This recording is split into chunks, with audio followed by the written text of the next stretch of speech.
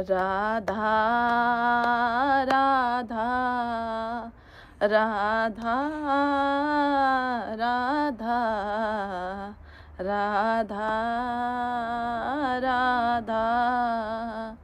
राधा राधा। सबैजनालाई राधे राधे। पहिला सुरु भजन किन बजाएर गीत गाएको भन्दाखेरि चाहिँ हामीहरूलाई धर्म होइन कसरी धर्म हुन्छ होइन के गरेर पुण्य कमाउने होइन यो अनेक कुराहरू हामीलाई थाहा हुँदैन रहेछ क्या साथीहरू होइन। किनभने हामी जन्मदेखि कतिौँ जन्मदेखि चाहिँ हामीले पाप गरेर मनुष्य यसरी चोलामा हिँडिरहेछौँ नि त, मनुष्य जुनी लिएर हिँडिरहेछौँ नि त।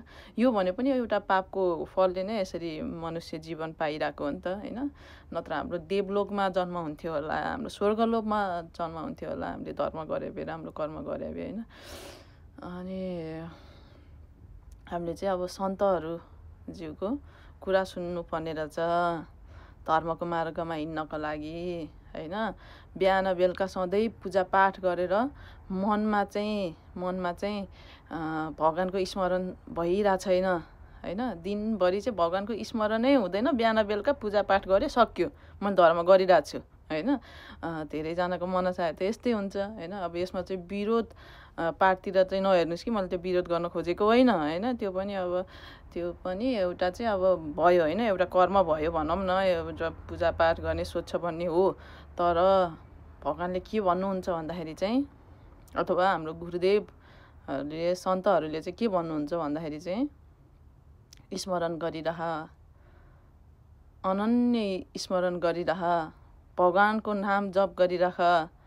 तिमी जाए जस्तो सुकै हो, तिम्रो आत्मा जस्तो सुकै हो, तिमी जस्तो सुकै हो होइन। अनि जस्तो सुकै हो मतलब भएन, जहाँ हो मतलब भएन, तर नाम जप र भगवानको स्मरण चाहिँ भइरहनु पर्यो होइन। काममा हुनुहुन्छ राधा राधा राधा अथवा कृष्ण कृष्ण कृष्ण हरे हरे हरे हरे हरे जय। भगवानको नाम जपिरहनुहोस्, भगवानलाई अनन्य चिन्तन गर्नुहोस्, एकदम अथाह चिन्तन गरिरहनुहोस् कि भगवानलाई के होइन। त्यस्तो गर्नुभयो भने एक दिन है यस्तो हुन्छ नि साथीहरू, मन आनन्द भएर आउँछ होइन। हामी बाटो भड्किरहेछौँ कि सबैजना यो कलियुगमा अरूको देखेर होइन। फलानु खुसी छ, फलानले राम्रो लागिरहेछ, फलानले राम्रो खाइरहेछ होइन। त्यो पछि हिँडिरहेछौँ क्या हामीहरू होइन। मलाई किन यस्तो भइरहेछ, म मात्रै दुखी छु, अरू सब खुसी छ, म मात्रै दुखी छु, सबै खुसी छ भन्नेतिर हामी भ्रममा परिरहेछौँ क्या।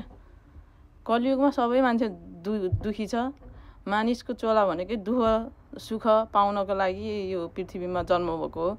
भगवानहरूको पनि यहाँ जन्म होइन। अब बुद्ध भगवानको जन्म भनौँ होइन। यसरी भगवान अब अनेक रूपमा पनि आउनुभयो उहरूको संहार गर्नको लागि, राक्षसहरूको संहार गर्नको लागि होइन। अवतार लिएर अनेकौँ अवतारमा आउनुभयो। उहाँहरूले पनि दुःख कष्ट पाउनु भयो नि त होइन। उहाँहरूले त अब एउटा विष्णुजीले चक्रले उ गरिदिन सक्नुहुन्थ्यो नि त होइन। तर भगवानले चाहिँ के गर्नुभयो, आफै आएर संहार गर्नुभयो, आफै आएर एउटा लडेर मार्नुहुन्छ क्या। हिरण्यकश्यपु होइन। अब नाम मिस्टेक हुनसक्छ होइन। आफै आएर मार्नुहुन्छ क्या भगवानले होइन। यस्तो छ दुःख चाहिँ। अब यो पृथ्वी लोकमा आएपछि दुःख चाहिँ गर्नै पर्छ, पाउनै पर्छ होइन। यो चाहिँ नर्मल रहेछ कि, यो प्रकृतिको यो खेलै यस्तै हो कि होइन। यो कुरालाई चाहिँ अन्यथा नलिकन होइन, ठुलो कुरा नलिकन होइन, सबैजनाले भगवानको नाम कीर्तन के सकिन्छ होइन। यो सकिन्छ भन्ने कुरै होइन रहेछ के। नाम राधा राधा राधा राधा राधा राधा कृष्ण कृष्ण कृष्ण कृष्ण भनिरहने, भगवानको नाम जपिरहने। भोलि मलाई के हुन्छ अरे, राम्रो हुन्छ अरे यस्तो भन्नेतिर पनि नलाग्नुहोस् क्या। जपिरहनुहोस् न। मलाई भगवानले मानिस चोला दिनुभएको, मैले कतिौँ अरबौँ खरबौँ मैले पाप गरेँ होला, भगवानले मलाई मानिस चोला दिनुभयो, धन्नै मलाई भगवानले फलानु जीव जन्तु बनाइदिनु भएन भनेर भगवानप्रति आत्मा अब के भन्नु क्या। अब भगवानप्रति एकदमै हुनु के हजुरहरू। सधैँ भगवान्लाई चाहिँ धन्यवाद दिनुपर्छ अरे के। प्रभु धन्यवाद छ हजुरलाई, धन्यवाद छ हजुरले मलाई यो गरिदिनु भयो त्यो गरिदिनु भयो, धन्यवाद छ। सबै कुरामा धन्यवाद छ भन्न सिक्नुहोस् रे के। त्यो हुँदा हुँदा भन्दा भन्दा के हुन्छ, एक दिन आनन्द आउनु थाल्छ कि केही त होइन रहेछ यो संसार, होइन केही होइन यो संसार खासमा। यहाँ त एउटा पुण्य कमाएर धर्म कमाएर भगवान्को धाम जाने यो बाटो मात्रै हो। तर मान्छेहरू अनेकौँ कुरामा फसिरहेको हुन्छ। यो सबै नबुझेर हो, अज्ञानमा हो, होइन। भगवान्को मार्गमा हिँडाउन सबैलाई ऊ छ के, जरुरी छ के। त्यही भन्नलाई मात्रै आएको म त। राधे राधे सबैजनालाई। हरि शरणम। राधे राधे।